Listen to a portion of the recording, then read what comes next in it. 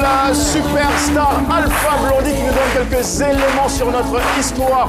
De ce jour, c'est la success story d'un, tenez-vous bien, d'un collecteur d'ordures devenu aujourd'hui homme d'affaires et maire d'une commune de Côte d'Ivoire.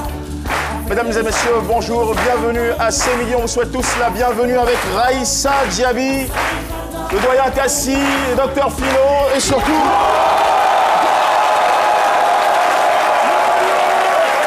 Surtout saluer d'emblée la participation de l'Union Générale des étudiants à Yaou, le collège Haroun Tazieff d'Abobo-Banco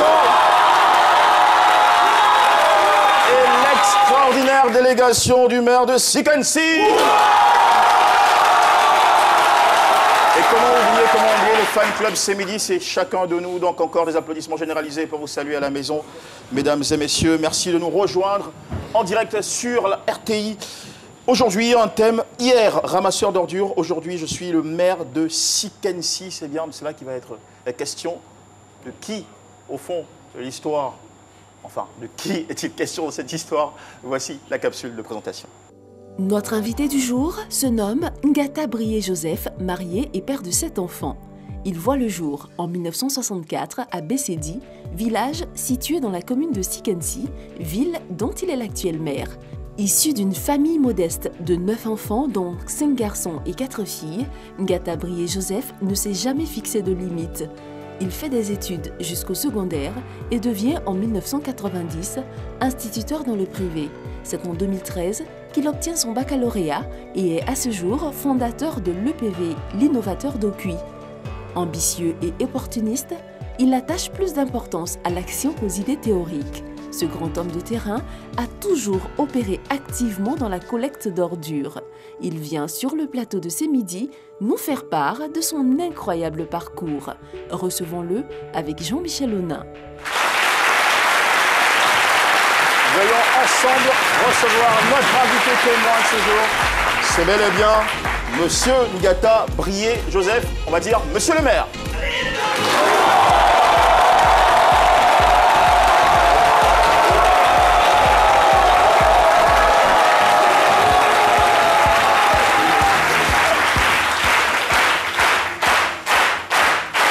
Bonjour à vous, monsieur le maire, et bienvenue. La belle ferveur du public ce midi pour vous accueillir. Et tout de suite, sans tarder, le point de vue de Dr Philo sur votre histoire. C'est mon avis, avec Dr Philo. Dr Philo, la piqûre de rappel, le thème c'est hier ramasseur d'ordures, aujourd'hui je suis le maire de Sikensi. D'accord, je voudrais souhaiter d'abord la bienvenue à monsieur le maire. Monsieur le maire, merci d'être là et puis, vous voyez, l'ovation est très parce que on sait jamais, parce que vous avez juste à côté de vous une éternelle chômeuse, donc on ne sait jamais, vous pouvez l'embaucher quelque part là-bas.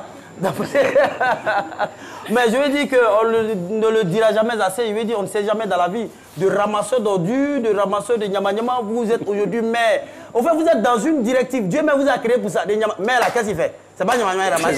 Voilà, donc c'est une logique. Je veux dire, c'est une logique. Voilà. Et je veux dire qu'on a vu, on pète au bas de l'échelle, se retrouver au sommet, on ne sait jamais. C'est pourquoi je vois des gens dans des grosses voitures aujourd'hui, quand ils sont là, et puis, ils éclaboussent, ils versent l'eau sale, et puis c'est qui devant moi, pauvre, qui devant moi. Mon frère, on ne sait jamais, tu peux être dans cette grosse voiture, un jour tu vas te retrouver dans l'autre. On ne sait jamais. Vous aujourd'hui, vous êtes un exemple palpable. Et ce n'est pas le destin. Nous, les philosophes, nous définissons cela comme si c'était un petit culinaire à caractère municipal, au fait. C'est dans la philosophie. Et vous venez donner espoir à tous ces jeunes qui ramassent aujourd'hui, qui ont perdu espoir. Généralement, c'est les jeunes bourreaux qui ramassent aujourd'hui à la maison. Vous voulez leur donner espoir. Et si votre localité, c'est pas de façon fortuite. Parce que si même déjà, même en malais, ça veut dire le destin. Et il y a Ken qui est au milieu, en japonais, qui veut dire épée, sabre, combat. Vous êtes un combattant. Et il y a le deuxième si, qui est votre deuxième destin. Ça veut dire premier si, ramasseur, deuxième si. Mais aujourd'hui, le Ken, vous avez votre épée à main, votre sabre à main, vous êtes un combattant. C'est pourquoi Dieu vous envoie dans cette circonscription. Donc ce n'est pas... Voilà, ce n'est pas de façon...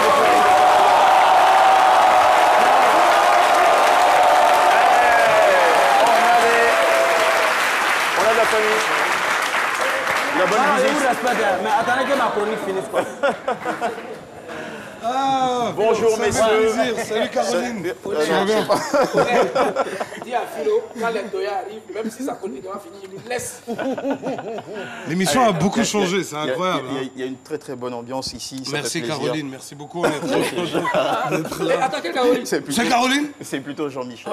Jean-Michel. Ah, ok, moi je connais Caroline. Voilà, c'est quoi les nouvelles? Alors, qui d'entre vous prend la parole en premier? Comment? Quand le genou est là, la tête ne porte pas le genou. Présentez-le avec Pour la première fois, le petit va commencer. Voilà, donc je vais commencer par présenter le grand frère Chicken Pat. S'il vous plaît, mesdames. Alors, l'actualité, c'est bonjour Voilà, à Béoumi. à Béoumi. Voilà, Donc, et bonjour c'est le Béoumi. vieux père.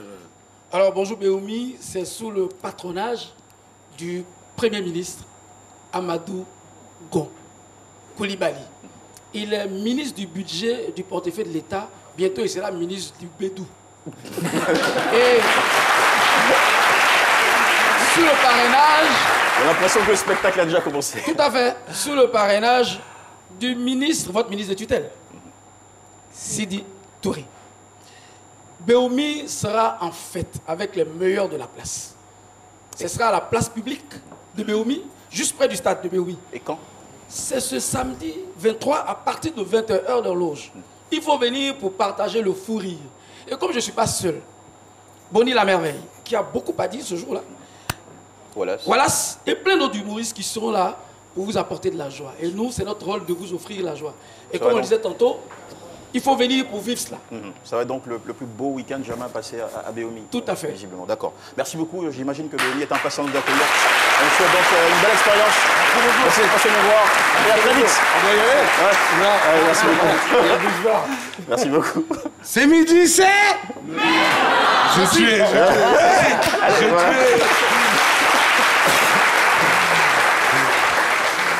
Eh bien, tout de suite, direction notre histoire de ce jour. Notre invité, monsieur le maire, monsieur Ngata Brié-Joseph, vous êtes fils d'agriculteur, vous avez dû décrocher de l'école en classe de première, faute, disons, de moyens financiers de votre famille. En 90, vous obtenez un boulot d'instituteur au primaire privé, le salaire est maigre. Et quelques temps plus tard, hélas, c'est l'année blanche. Face à cette crise et au vide, d'autres idées vous arrivent dans la tête. C'est le début d'une success story que vous n'imaginez même pas à l'époque. Donc retour tout de suite, 29 ans en arrière, quartier Mponon, à Bobo Avocatier, vous vivez chez votre oncle. Nous vous écoutons. Je vous remercie. Je remercie aussi à l'Assemblée ici présent. Veuillez vous débattre. Effectivement, c'était dans les années 90. J'étais à Avocatier, quartier Mponon. Je vivais dans la cour de mon oncle Abro Lucien. Présentement, il est le chef de la communauté Abidji à Bobo. Je tiens sincèrement à lui dire merci. D'accord. J'ai été inspiré... Vous tenez à lui dire merci, c'est très important. Oui. Nous aussi, nous voulons dire merci à cette grande fidélité que nous avons de la part du public ivoirien, que nous questionnons chaque semaine dans le micro-trottoir. Vous allez découvrir avec nous avant de poursuivre sur votre histoire. Voilà, c'était juste une belle innovation, n'est-ce pas? Le micro-trottoir avec Chris Paternassemian. Salut Jean-Michel, nous sommes dans la commune de Sikensi, située à 80 km d'Abidjan, la capitale économique ivoirienne. Racontez-nous une belle histoire de réussite sociale. C'est la question qui nous amène dans cette belle ville. Je connais une brave dame qui est partie de rien. Elle a eu 3000 francs, elle a commencé son petit commerce. Aujourd'hui, elle s'appelle Agathe, à Sikensi ici. Elle a un grand restaurant qui est de référence à Sikensi. Pourtant, elle est partie de 3000 francs qu'on lui a donné à l'époque son mari. Et comme il n'y avait pas d'argent de marché, ça ne suffisait pas. Elle a dit qu'il fallait investir. Elle a payé du poisson et de la ticket qu'elle a commencé à vendre. Donc petit à petit, elle a pu monter son commerce. La seule personne qui me vient en tête, c'est M. David Sender, c'est un Américain. En fait, son histoire me plaît particulièrement parce que c'est quelqu'un qui a essayé plusieurs choses, qui a vendu des lampes à carburant, ça n'a pas marché. Il aurait pu baisser les bras, mais il ne l'a pas fait. Il s'est encore lancé dans une autre formation de juriste où il a commencé à exercer le métier. Il a eu un problème qui aurait pu lui donner des raisons d'abandonner parce que sa réputation était mise en cause. Mais il n'a pas abandonné. Et c'est au soir de sa vie, je pense qu'il était déjà dans un âge très avancé, puis s'est investi dans la restauration. Et aujourd'hui, il n'y a pas, je pense que peut-être c'est nous les pays d'ici qui ne sont pas vraiment informés, mais il est implanté un peu partout. Donc pour moi, c'est un bel exemple de réussite. À Sikensi, ici, je suis né ici et jusqu'au jour d'aujourd'hui, nous n'avons pas vu ni attendre quelqu'un qui est parti de zéro pour devenir un homme, un haut cadre du pays, y compris sa région. C'est du jamais vu. Voilà. Comment vous allez démentir cette opinion, monsieur le maire? Oui. Et votre histoire, elle démarre au quartier Mponon, à Bobo-Avocatier, 1990. Une idée vous vient à l'esprit alors que vous êtes chez votre oncle, je le disais, il y a un petit moment, en pleine année blanche. En pleine année blanche, j'étais instituteur au privé. Et en 90, c'était l'avènement du multipartisme, suivi de l'année blanche. Et j'ai été inspiré par l'insalubrité de l'environnement dans lequel je vivais. Je me suis dit qu'étant instituteur, on enseigne la propreté à nos enfants, et vous arrivez dans votre quartier, vous vivez le même mal. Il fallait faire quelque chose. C'est-à-dire que vous avez vu ce problème de l'insalubrité comme une opportunité? Pas vraiment une opportunité, mais moi je me suis dit que quelque part il fallait améliorer le cadre de vie de cette population qui vivait dans ce quartier. C'est une très belle préoccupation en tout cas. Et qu'est-ce que vous allez faire par la suite donc? Pourquoi le problème s'est posé? Vous saviez, ces quartiers étaient difficilement accessibles aux camions de collecte. Donc la population, pour pouvoir se débarrasser de leurs déchets, accumulait ces déchets par endroits, dans un coin de la rue. Donc vous aviez... Les enfants jouaient sur ces déchets, parfois même ils faisaient les besoins sur ces déchets, et quand il pleuvait, vous voyez un peu l'effet de la nuisance. C'était inacceptable de vivre dans ce milieu-là. Donc j'ai décidé de m'occuper de l'évacuation des états d'immondices. Avec quels moyens à l'époque? C'était des moyens rudimentaires.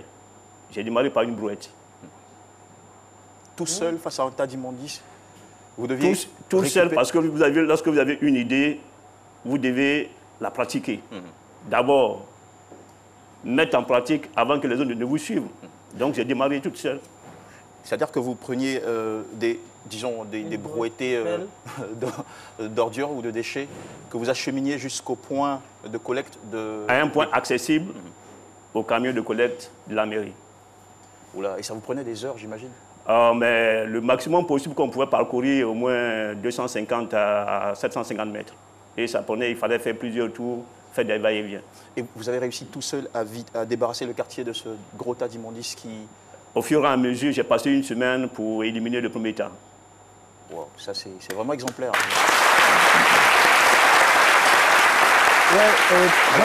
Une question. Je voudrais demander à monsieur le maire, quel sentiment vous animez lorsque vous ramassiez ces ordures? En tout cas, l'idée a été adoptée par les populations elles-mêmes. Parce que quand j'avais démarré, effectivement, il y avait une nuisance. Donc, au fur et à mesure que je pratiquais, la solution était trouvée. Non seulement le tas était éliminé, mais je collectais les déchets depuis le point de production vers le site de transport des camions des mairies. Non, je voudrais savoir quel sentiment qui vous anime. Mais c'est Comment vous vous sentez? Vous prenez le regard que vous avez sur vous-même. C'est ce que je voudrais savoir. C'est un sentiment de fierté. Sentiment de fierté. Parce que j'ai apporté un plus à cette population. Est-ce qu'à l'époque, vous rencontriez quelques-uns de vos élèves, puisque je rappelle que vous étiez instituteur du primaire dans un secteur, enfin dans une école privée. Est-ce que vous rencontriez certains de vos élèves? Les élèves étaient préparés pour ça. Parce que quand vous abordez un projet, vous devez expliquer à votre environnement. Et comment ils réagissaient? Ils vous appelaient comment? Monsieur Nyama Nyama? Parce qu'on connaît les enfants. C'est quoi leur réaction? Parce que moi, je suis là à l'école. Généralement, nous, quand nous demandons à l'école, je pense qu'il avait été vraiment intéressant que vous fassiez un tour à Bobo, au quartier Mponon, On n'en doute aucunement, c'est la raison pour laquelle vous êtes sur ce plateau. Vous vivez la réalité de ces années-là. Tout à fait. Mais les enfants, vraiment, avaient du respect pour moi parce que j'avais expliqué pourquoi est-ce que je le faisais. Moi, je veux savoir, est-ce que quand vous collectez les ordures, vous prenez de l'argent? Si. Au départ, lorsque j'avais supprimé le tas d'immondices. C'était du bénévolat au départ? C'était du bénévolat. Et après, vous avez évolué? Après, moi, j'ai interdit, enfin, j'ai sensibilisé la population pour ne pas recoloniser le site. Il fallait maintenant prendre les déchets depuis les lieux de production pour les acheminer au point de collecte. Mais c'était combien? 50 francs par samedi. C'était rien. Pour toute la population de... Non, pour un foyer. Pour un foyer. 50 francs par samedi, c'était rien. Et il y avait 1000 foyers, 50 000? Non, 50 francs. À la fin du mois, ça va être 200. 50 francs oui. 200 francs le mois. Oui, 200 francs le mois. Et vous avez combien de ménages dans le quartier de Mponon à l'époque? Mais il y avait assez de monde, mais déjà, une personne pouvait collecter 200 ménages. Maximum 200 ménages. C'est-à-dire que vous avez, disons, vous faites un recensement. Des secteurs. Et voilà, des secteurs. J'ai divisé le quartier en secteurs d'activité. Et lorsque le projet a eu un impact très considérable, j'ai fait appel à une équipe pour pouvoir m'aider. Vous avez une équipe de combien de membres? Alors, une cinquantaine de personnes. Waouh, c'était déjà une entreprise. Alors, en 1991, c'est-à-dire un an plus tard, votre projet ou activité attire l'attention des autorités? C'était le ministère de l'Environnement, piloté par M. Copieux, que je salue du passage. Alors, quel va être le contenu de vos relations avec les autorités à l'époque? Bon, parce que lorsque vous caressez cette carrière, il vous fait connaître. Sinon, un jour, vous disparaissez. Étant instituteur, il fallait qu'il fasse la promotion de l'idée que j'avais eue. Donc, le ministère de l'Environnement m'a rendu visite.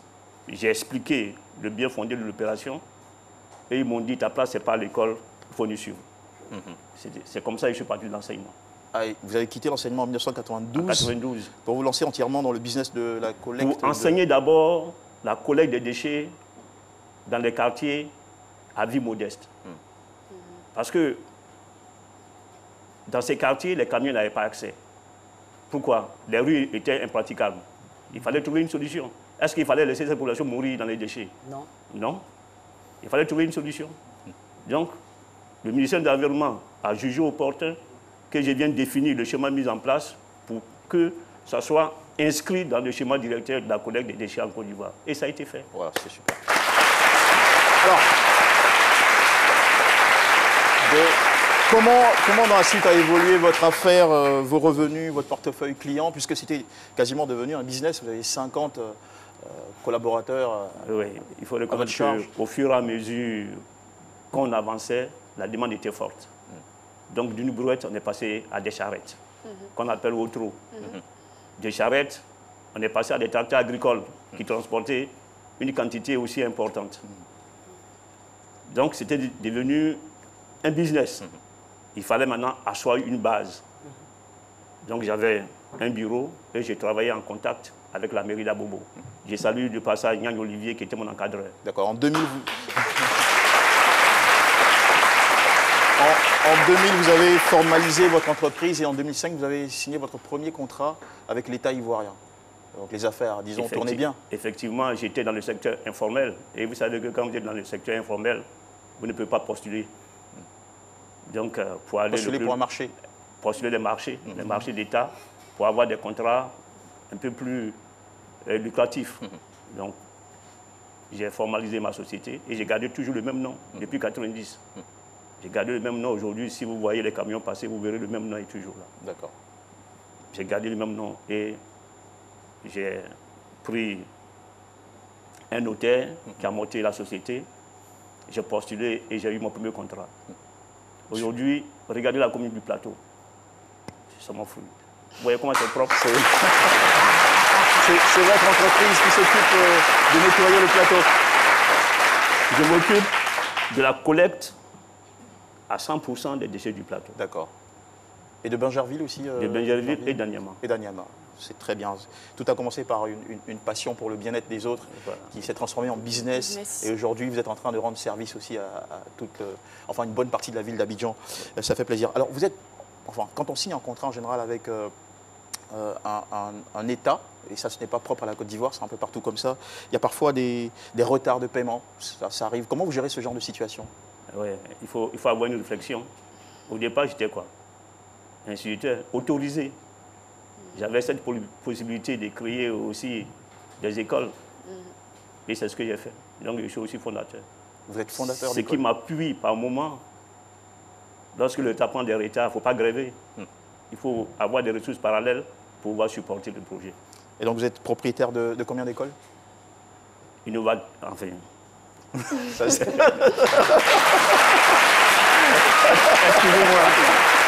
Ça arrive.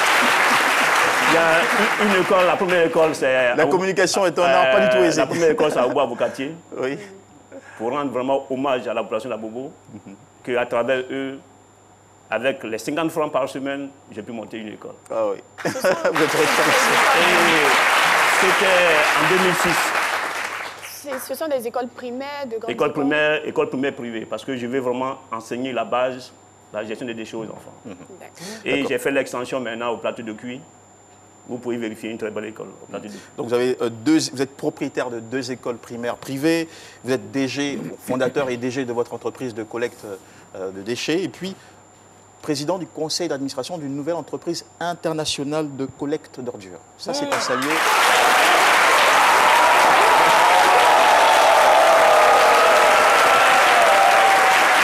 Ça me donne où vous prenez, où vous récoltez toutes ces informations. Alors, c'est impressionnant et inspirant à la fois, parce que quelques années auparavant, vous étiez un instituteur avec un revenu pas très satisfaisant. Vous touchiez, je pense, 70 000. Maximum, entre 30 et 60 000, pas plus. Entre 30 et 60 000 30 et 70 000, c'était pas régulier. 30 et 60 000 francs. 30 et 60 000 par francs. mois. Et par moment, ça dépend de l'humeur du fondateur. Hein. Là, ça dépend de son humeur. Je n'ai absolument rien à vous apprendre, mais ça dépend de l'humeur. Par moment, quand il finit d'encaisser, qu'il n'y a plus rien. Mais... Et qu'est-ce qu'il faisait?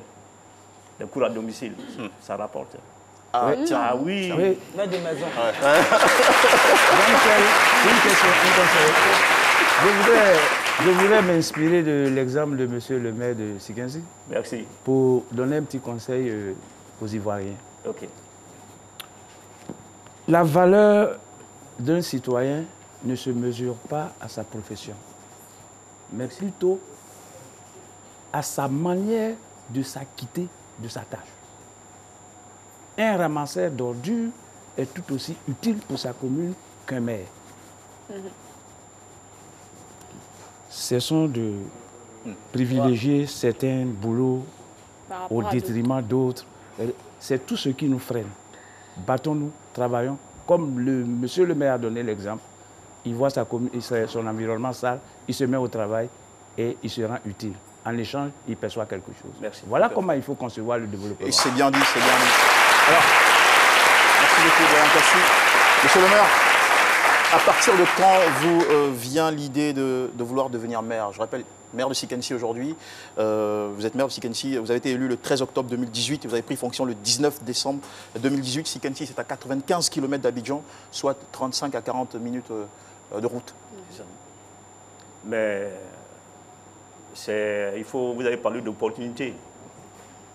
Lorsque la population vous réclame pour dire que vous êtes capable de faire ce travail-là, répondez positif. Mais avant d'être réclamé par la population, il faut d'abord convaincre la population. Comment est-ce que vous avez réussi à vous faire connaître déjà à Sikensi et convaincre la population de Sikensi que vous avez les qualités d'un bon leader qui pourrait acter le développement dans cette communauté? De manière volontaire et spontanée, par moment, j'ai envoyé mes camions dans la commune pour faire de la propriété, reprofiler les rues. Donc, je n'avais pas l'idée d'être un jour maire de Sikensi. Pas du tout. Pour moi, il fallait dire merci aux parents pour la vie qu'ils m'ont donnée.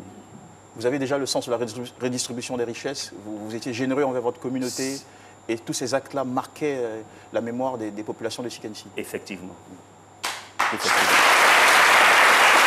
Alors, donc vous preniez de bons points sans le savoir. Ah bon? Sans savoir que ça... Alors, en 2017, il se passe quelque chose d'assez particulier, c'est qu'un groupe de jeunes vient vous rencontrer à la maison, j'imagine, pour vous suggérer de vous présenter comme maire de Sikensi. Comment vous réagissez sur le coup? Mais d'abord, tu leur dis que je ne suis pas intéressé, parce qu'il faut d'abord faire marche arrière, aller demander l'avis des parents. On est fait par les parents, on n'est pas fait pour soi-même. Donc il fallait aller marche arrière, demander l'avis des parents, avant d'apporter une réponse. C'est ce que j'ai fait.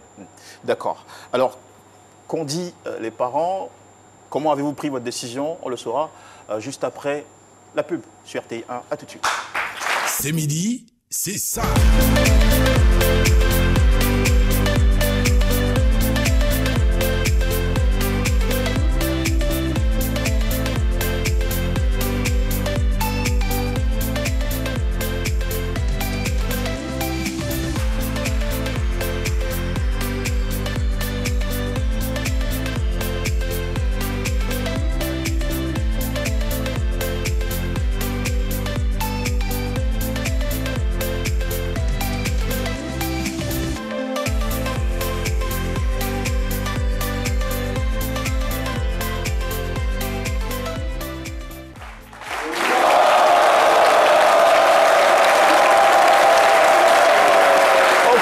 C'est midi aujourd'hui, la belle histoire de M.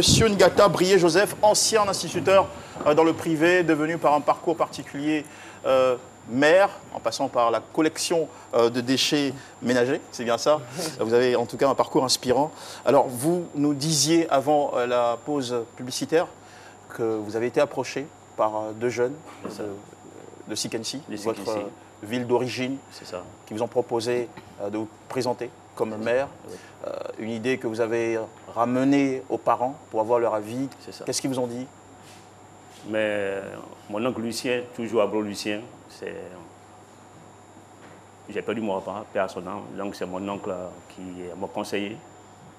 J'ai vu mon oncle, je lui ai posé le problème et il m'a donné le feu vert. Et vous êtes présenté sous la bannière d'un parti politique? Non, indépendant.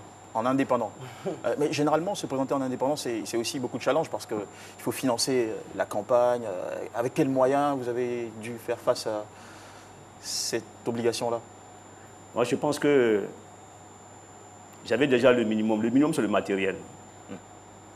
Je n'ai pas battu une campagne traditionnelle, aller taper tambour. Inviter des artistes, faire des tournées. J'ai fait la pratique. La pratique. Ouais. Donnez-nous votre secret, c'était quoi? Il fallait d'abord recenser des points sensibles où il y avait des problèmes. Quand vous arrivez à Sikensi, il y a un site qu'on appelle communément la piscine municipale. Ça a été créé, ça a été creusé à main par nos parents, au temps d'Oufouille. Donc c'est toute une histoire. Cette piscine a été engorgée. Engorgée par quoi? Par des herbes, par la boue. Donc, c'était vraiment un nid de nuisances. Et c'est comme si déjà on faisait mal à nos parents qui étaient décédés pour cette piscine. Alors, qu'est-ce que vous avez fait? J'ai intervenu avec les moyens mécaniques pour désengorger. Aujourd'hui, la piscine est vivante. Vous pouvez aller voir.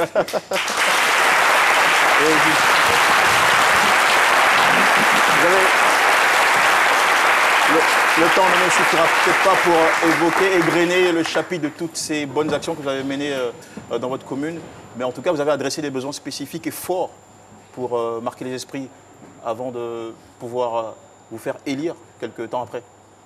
Oui, il faut reconnaître qu'une campagne est basée sur un projet de société. Et il faut être à l'écoute de la population. Sikensi est à 75 km maximum, à 35 km d'Abidjan. Mais il faut reconnaître qu'on a pris beaucoup de retard. On a un hôpital qui n'a même pas de bloc opératoire. Donc, dans mon équipe, il y a un professeur d'université. Et ensemble, je sais qu'on fera quelque chose. C'est déjà super. Ce qui est intéressant, c'est que vous avez réussi à vous faire élire. On va rappeler que c'était le 13 octobre 2018 et vous avez pris fonction le 19 décembre 2018. Alors, est-ce qu'il vous arrive de vous asseoir là et de réfléchir à tout le parcours?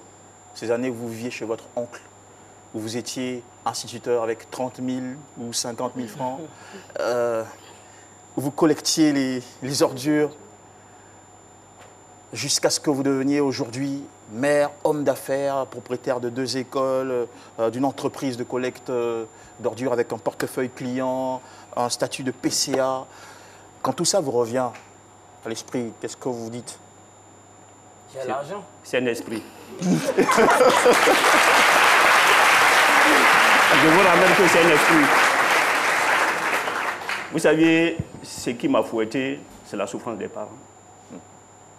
Lorsque vous appartenez à une famille pauvre, est-ce que cette famille va demeurer pauvre? La souffrance ne doit pas nous décourager, nous déstabiliser. Non, pas du tout. Au contraire, nous sommes venus sur cette terre, nous sommes en mission.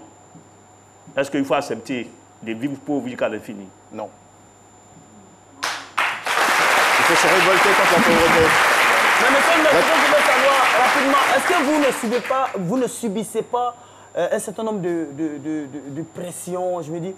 Parce que généralement, les candidats vont chercher les électeurs. Mais vous, c'est les électeurs qui viennent vous chercher.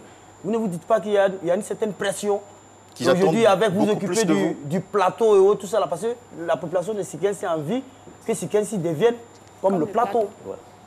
Mais c'est ce qu'on est en train de faire. Au départ, quand vous arrivez à Sikensi, il n'y avait pas de bac à ordures.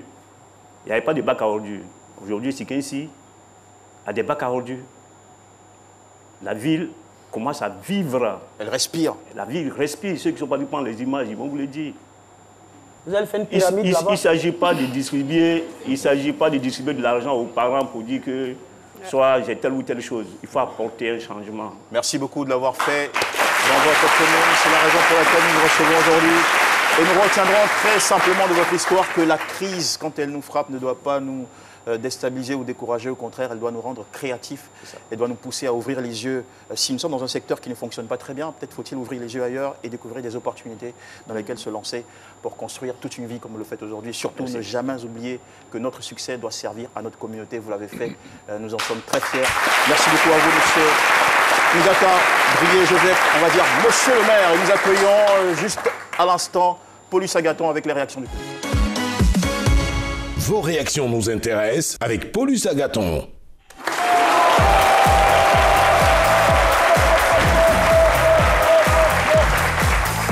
Bonjour Polo. Très vite, qu'est-ce qu'il pense sur les réseaux sociaux de notre invité de l'émission? Bonjour JM, bonjour monsieur le maire, bonjour à toutes, bonjour à tous. Et bien sûr, les réseaux sociaux, on n'a pas comme Yao qui dit à travers les différents échelons que vous avez gravis, nous nous rendons compte à quel point il ne faut négliger aucun métier. Mais quelles étaient vos appréhensions lorsque vous avez commencé à ramasser avant même de commencer à ramasser les ordures, qu'est-ce que vous pensiez de ce métier? Il faut reconnaître que lorsque ce mot-là, qu'on appelle galet ou frappe, vous n'avez pas de pensée.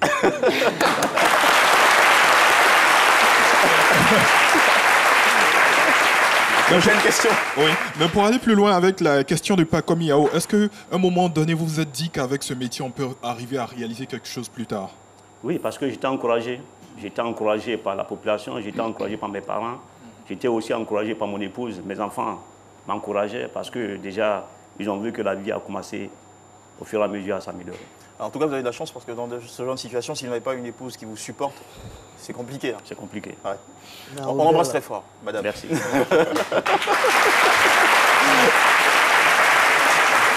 Marc-Arthur Ouloté, c'est vrai que tout de suite vous venez d'évoquer votre famille qui vous encourageait, mais il demande quelles étaient les appréhensions de votre entourage, notamment les amis, vos connaissances, vos autres connaissances. Vous savez, les amis ont essayé. Dans notre jargon d'études, on appelle décapi. Vous savez ce qu'on appelle décapi? Ouais. Travailler 24 heures sans repos. Qui peut le faire? Moi, j'ai réalisé cela. Donc, ils avaient peur. C'est-à-dire que le rythme que j'avais donné là, personne ne pouvait me suivre. Et c'est ça qui a fait ma réussite. Super. Alors, avant de vous quitter, un dernier message, celui de Goli Kwanye Pakom. Il dit, moi, je suis énormément fier de ce monsieur. Je le connais particulièrement car j'ai eu l'occasion de l'observer pendant qu'il enseignait les enfants d'Abobo au quartier Mponan. Voilà, des enfants qui ont eu de beaux résultats scolaires à l'école. Voilà, il dit que Dieu le soutienne, qu'il réussisse dans sa mission à la tête de la mairie de Sikensi. Beaucoup de courage. Merci beaucoup, Polo.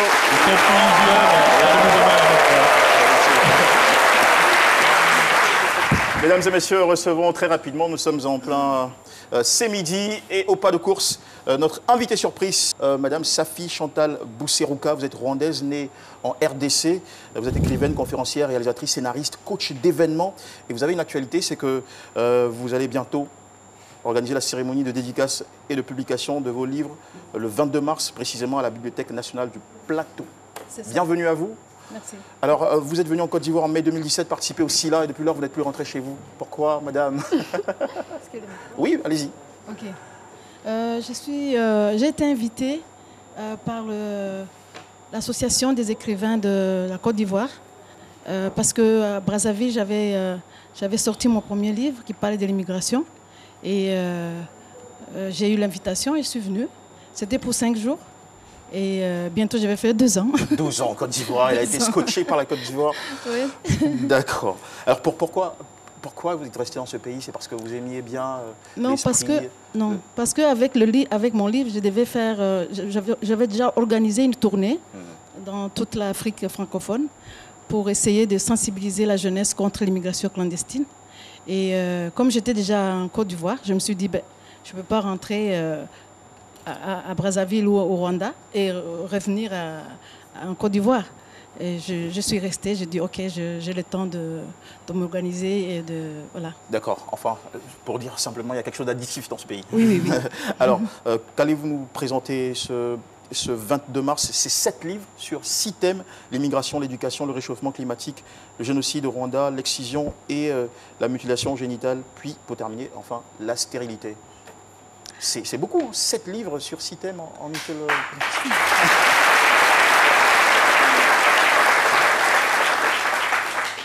Pour ma petite histoire, je suis née en RDC, je suis rwandaise, mais en 1997, j'étais obligée d'aller en Europe, l'exil forcé. Et quand je suis arrivée en Europe, la première... En Italie précisément? Vous avez vécu non, j'ai commencé par Bruxelles. Et là, on m'a dit, OK, tu as eu le visa Schengen, mais tu ne peux pas demander l'asile partout. Tu peux te promener pendant 3 mois, mais l'Italie reste le pays qui est responsable de votre asile. Alors, j'ai été obligée, après une année, d'aller en Italie. Et vous avez vécu en Italie de 2000 à 2011? Oui, oui. J'ai fait une année à Bruxelles et puis là, c'est là où ça a commencé le déclic. J'ai vu des Africains, des adultes, la barbe qui arrivait au pied, et qui étaient dans tous les coins. Et ça m'a choquée. J'ai demandé, mais pourquoi ils sont comme ça? Qu'est-ce qui se passe? On me dit non, ce sont les cerveaux, les Africains qui étaient très, très, très, très intelligents, qui ont dû partir en Europe pour étudier. À la fin, ils n'ont pas trouvé du travail parce qu'ils étaient noirs, tout simplement. Et à la fin, ils se sont retrouvés comme ça dans la rue. Et ça m'a choquée parce qu'ils étaient des docteurs en cela, en économie, dans tous les... Et quand vous écrivez aujourd'hui, c'est pour adresser toutes ces oui, tous ces problèmes, vraiment, oui. Pour éveiller les consciences et trouver, surtout susciter peut-être une sorte de recherche de solutions collectives. Oui, je suis revenue pour ça, pour sensibiliser tout le monde, les jeunes, les parents, tout le monde, que je vais le dire qu'on est mieux nulle part ailleurs que chez soi. On doit rester chez soi et participer au développement de son pays au lieu d'aller mourir inutilement. Pour moi, c'est inutilement. Merci beaucoup. C'était Madame Safi Chantal Bousserouka, notre écrivaine qui nous donne rendez-vous, mesdames et messieurs, le 22 mars à la Bibliothèque nationale du Plateau. À quelle heure? De 14h à 18h. D'accord. Merci beaucoup. Nous vous embrassons et vous souhaitons beaucoup de succès, madame. Merci, merci. Allez, bon retour. Ouais. Merci Moi, je serai là à 14h. Raïssa Diaby, la suite, c'est vous. D'accord. C'est à lire avec Raïssa Diaby. Fanatique de lecture, on reste toujours avec les femmes puisque nous sommes dans le mois de la femme et aujourd'hui nous recevons une jeune dame qui a...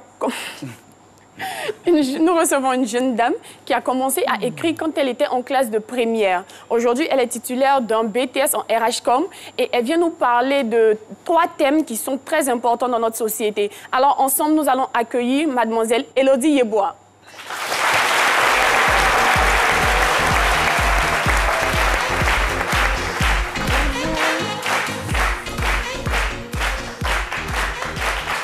Miss Yeboah, bienvenue sur le plateau de ce midi. Merci. Bon, ça va bien? Oui, ça va super bien. Alors moi, je suis très fière de vous. Je vous envie beaucoup. En classe de première, déjà, vous commencez à écrire. Merci. Et ce qui est bon, c'est que l'œuvre que vous avez écrite en classe de première, que vous allez nous présenter aujourd'hui, a été acceptée par le ministère de l'Éducation nationale. Oui, donc, il est au programme cette année dans toutes oui, les c'est classes un programme, de 6e. c'est un livre qui est au programme de 11 classes de 6e depuis sa sortie. Oui. Oui, oui. Alors, félicitations déjà pour ça. C'est une grande part. Merci. Alors, je sais que les larmes de Karen, ça traite de trois thèmes majeurs. Oui, oui, ça traite de 3 thèmes. Les grossesses en milieu scolaire, les mariages forcés et la non-scolarisation de la jeune fille. D'accord. Pourquoi avoir choisi ces 3 thèmes?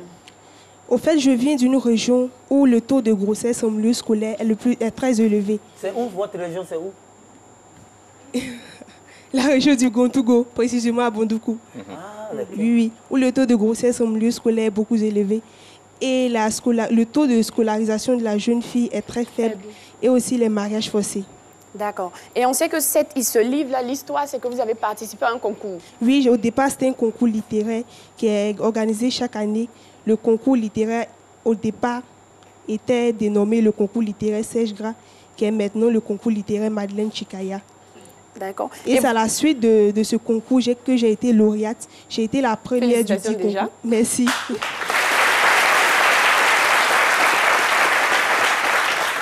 Et quand j'ai fait parvenir mon test, les membres du jury ont accepté et j'ai été lauréate. Et c'est à la suite de ça qu'ils m'ont demandé de développer le thème pour que ça soit un peu plus volumineux afin de faire un livre qui est aujourd'hui Les larmes de Karen.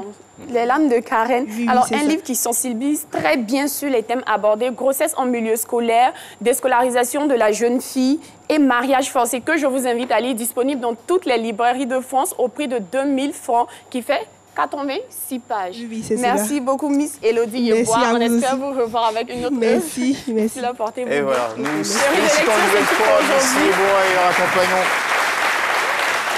avec des applaudissements. Et on se retrouve juste après la petite coupure.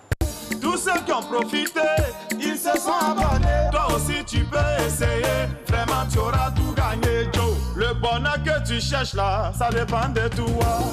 Le bonus que tu cherches là, ça dépend de toi. L'internet que tu cherches là, ça dépend de toi. Tout ce que tu cherches là, ça dépend de toi. Ça est dans ta main.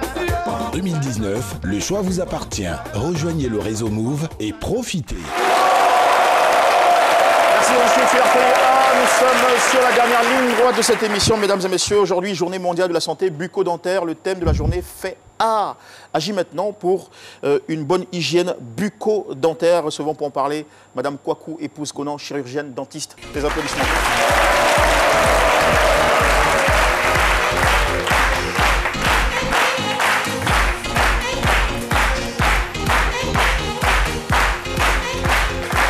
Bonjour madame.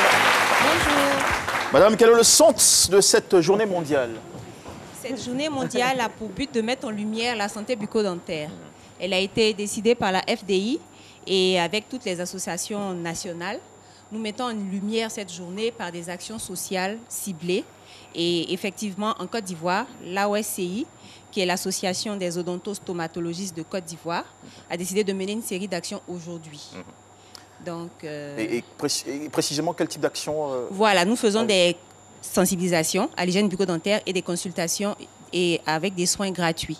Où est-ce qu'on peut Donc, vous nous sommes aujourd'hui, nous sommes déjà à Marcory, à l'Institut Flaubel. Nous sommes aussi à la Pouponnière d'Adjamé. Nous sommes à Bingerville, à l'orphelinat Garçon de Bingerville. Et nous sommes aussi au Dokui, dans une ONG dénommée Nafatou. D'accord. Voilà. Pour rester toujours lié à ce thème, quel type de pathologies en matière de santé dentaire ou de questions dentaires sont le plus répandues en Côte d'Ivoire? Généralement, nous avons la carie qui est l'affection la plus fréquente. C'est-à-dire qu'une perforation dans la dent qui progresse vers des douleurs qui sont insupportables et qui généralement sont le principal motif de consultation. Mais en dehors de ça, il y a d'autres pathologies. C'est pour cela que nous invitons les populations à venir à ces séances de sensibilisation pour avoir la bonne information. Voilà. Alors j'imagine qu'il y a, il y a indiscutablement un travail de veille et de recherche scientifique en Côte d'Ivoire. Y a-t-il des découvertes ou observations récentes sur le sujet? Nous pouvons simplement dire que vraiment les maladies bucco-dentaires sont les principales causes d'absentéisme en milieu scolaire. Voilà, ça a l'air de rien, mais vraiment à cause d'une douleur dentaire, les enfants manquent souvent l'école. C'est pour ça que nous tenons vraiment à insister sur le fait que dès le bas âge, il faut que les enfants fréquentent le cabinet dentaire. Il ne faut pas avoir peur d'aller faire une consultation. Il ne faut pas avoir peur d'aller chez le dentiste. Ça fait mal. Nous redonnons plutôt le sourire. Nous faisons pas mal. Voilà. Les statistiques ont-elles évolué ces dernières années en mieux ou On va dire que les statistiques ont évolué en mieux, mais ce qui est encore à relever, c'est que la prise en charge est plus performante. Nous sommes plus de professionnels, donc les populations ont plus accès à la santé, aux soins bucco-dentaires, je veux dire. D'accord. Voilà. Madame, nous vous permettons de lancer votre dernier appel avant... Je vous remercie et je tiens encore à appeler les populations. Aujourd'hui, nous sommes dans les différents sites que j'ai précisés, mais je tiens à dire que le samedi, nous serons au camp d'Agban pour prodiguer des soins aux populations, aux familles des forces armées. Et donc, nous remercions vraiment la RTI pour la lucane qu'elle nous donne et tous nos partenaires qui nous accompagnent, en particulier le Lions Club. Allez à Yopougon, c'est important aussi. Non, attends. Sérieux, vous avez cité, j'ai comme l'impression que vous n'avez même pas cité même les populations même qui sont encore plus exposées à ce. Parce que Yopougon, nous on casse graines à un autre dent. Non, ne vous en faites pas. Chaque année, nous avons des cibles précises. Et Yopougon sera mise au programme sans problème. Ok, merci beaucoup madame. Nous vous raccompagnons avec des applaudissements renouvelés par le public de Merci. Madame Kwaku épouse Conan, voilà, chirurgienne dentiste qui nous visitait pour évoquer la journée mondiale de la santé bucco-dentaire sous le thème « Agis maintenant pour une bonne hygiène bucco-dentaire ». Merci beaucoup. Alors, mesdames et messieurs, c'est l'occasion de vous remercier, précisément ici en studio. L'Union Générale des étudiants à Yaou, vous êtes avec nous. Merci beaucoup. Le collège Haroun Tazieff d'Abobo Banco.